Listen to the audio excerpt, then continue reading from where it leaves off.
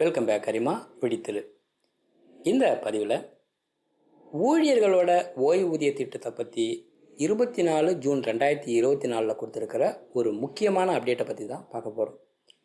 இந்திய தொழிலாளர் மற்றும் வேலைவாய்ப்பு அமைச்சகம் ஊழியர்களோட ஓய்வூதிய திட்டம் சம்மந்தமாக அட்டவணை பி மற்றும் டியில் ஒரு சில மாற்றங்களை செஞ்சுருக்காங்க.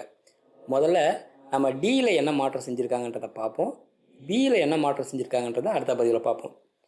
அதாவது ஜூன் 14, 2024 அன்னைக்கு ஜிஎஸ்ஆர் 326E அப்படின்ற நம்பரில் ஒரு அறிவிப்பை வெளியிட்டு அதை கெசட்லேயும் வெளியிட்டிருக்காங்க.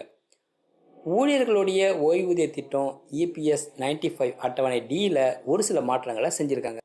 முதல்ல அட்டவணை டி அப்படின்னா என்ன அப்படின்னு பார்த்தீங்கன்னா, EPS விதிகளில் 14வது பத்தியில் கொடுத்துருக்கிற விளக்கத்தின்படி வேலையை விட்டு ஒருத்தர் வெளியேறப்ப அவருக்கு பென்ஷன் பெனிஃபிட்ஸ் எவ்வளோ கிடைக்கும் அப்படின்றத சொல்கிறது தான் இந்த அட்டவணை டி.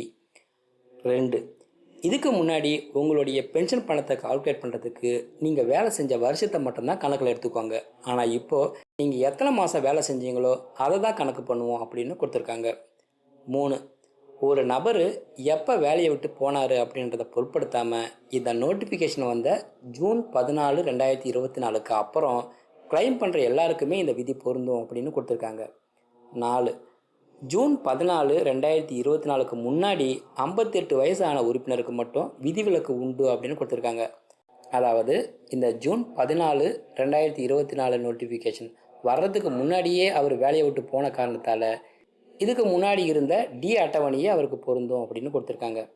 5, இந்த விதிகளை ஃபாலோ பண்ணுற வகையில் EPFO சாஃப்ட்வேரில் அப்டேட் செஞ்சுக்கிட்டு இருக்கிறதா கொடுத்துருக்காங்க.